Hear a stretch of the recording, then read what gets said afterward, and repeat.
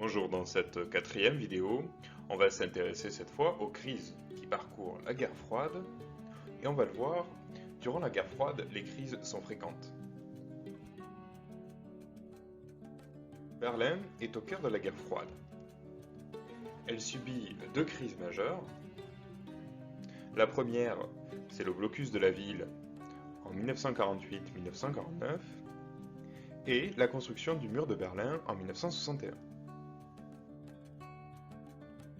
En 1945, l'Europe est libérée par les Alliés, l'URSS libère la partie est du territoire européen et va jusqu'à Berlin. D'autre part, les Alliés débarquent en Normandie et Américains, Britanniques et Français prennent le contrôle de la partie ouest de l'Europe et les deux armées se rencontrent en territoire allemand. À ce moment-là, les positions sont plus ou moins gelées. Les soviétiques contrôlent l'est de l'Allemagne. Américains, Britanniques et Français contrôlent l'ouest. Berlin est partagé entre zones d'occupation américaine, britannique et française, d'une part, Berlin-Ouest, et d'autre part, Berlin-Est, qui est contrôlé par les soviétiques. C'est dans ce contexte qu'a lieu la première crise de la guerre froide, la première crise importante, c'est le blocus de Berlin. En 1948-1949, en effet, le blocus de la ville est organisé par Staline. Le but de Staline est de reprendre le contrôle de Berlin dans son entièreté, c'est-à-dire reprendre en fait le contrôle de Berlin-Ouest qui se situe en plein territoire soviétique.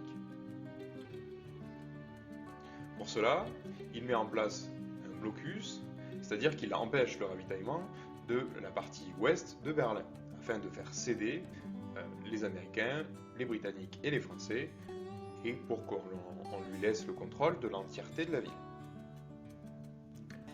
Cependant, grâce à un pont aérien, c'est-à-dire en fait un ravitaillement qui passe par les airs, ravitaillement mis en place par les États-Unis, le blocus est finalement levé en 1949 parce que Berlin-Ouest, les habitants de Berlin-Ouest finalement sont ravitaillés et le blocus terrestre de Staline n'a plus d'effet.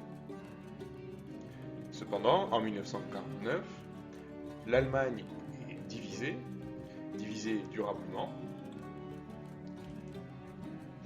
À l'ouest, on trouve la RFA, République fédérale d'Allemagne, alliée aux États-Unis. À noter, Berlin-Ouest reste sous le contrôle de la République fédérale d'Allemagne. Et donc, on a une part de Berlin qui reste alliée aux Américains, qui fait donc partie du bloc de l'Ouest. D'autre part de la frontière, on assiste à la création de la RDA, République démocratique allemande, à l'est. La RDA devient en fait un État satellite de l'URSS et donc demeure sous son influence. Berlin, on l'a dit, reste partagé.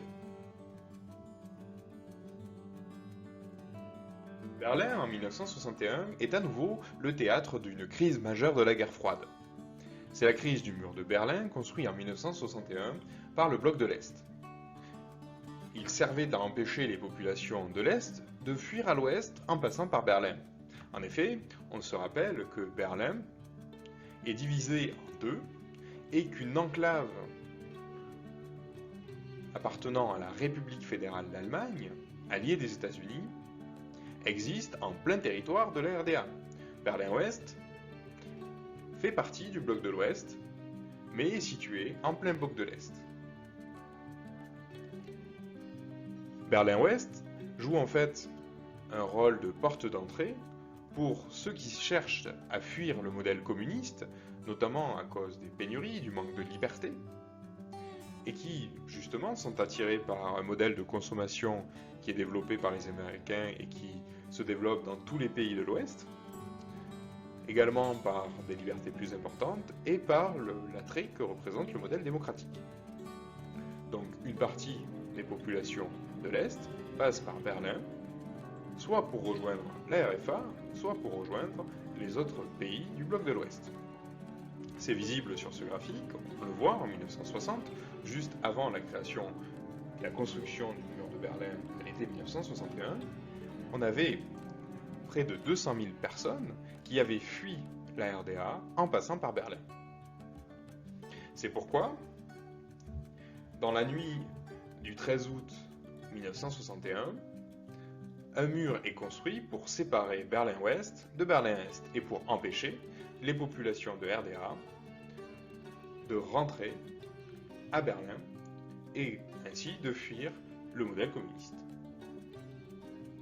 Au fur et à mesure du temps, ce mur, qui était un simple mur de briques, construit entre les deux parties de Berlin, s'est militarisé et devenu de plus en plus imperméable, avec des gardes protégeant son entrée, des clôtures de barbelés, des murs de béton, etc.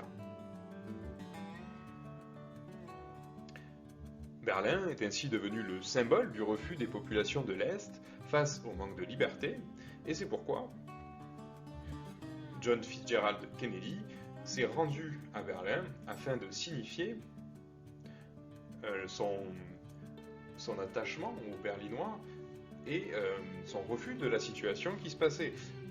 Il dénonce ainsi, par sa venue, la construction de ce mur et montre, en quelque sorte, appuie le fait que ce mur représente un échec pour le bloc de l'Est, un échec symbolique, un échec de son modèle à attirer, car au contraire, il est construit pour empêcher les gens de fuir.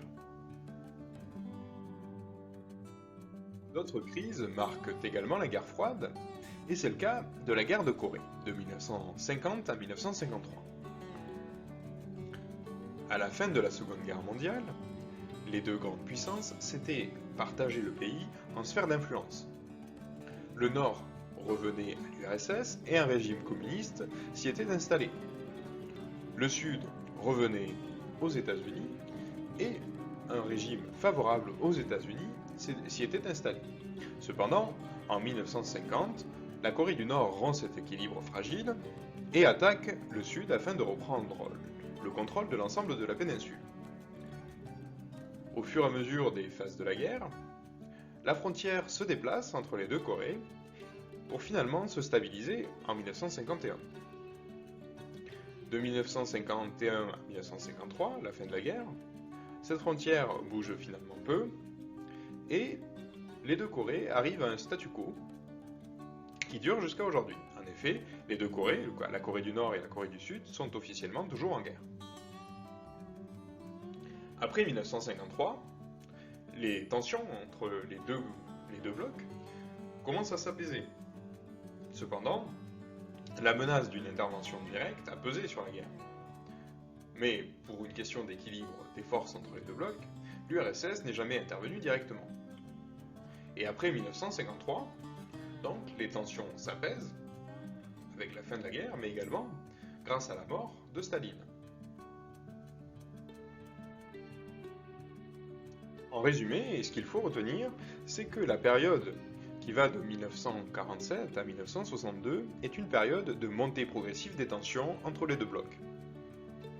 Ces tensions, elles apparaissent au grand jour, notamment au moment des grandes crises que connaît Berlin, le blocus de 1948-1949, mais également la construction du mur de Berlin.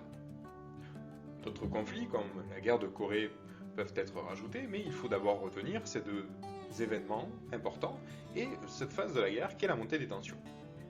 Donc 1947-1962. Nous verrons dans la suite pourquoi 1962 est un tournant dans la guerre froide.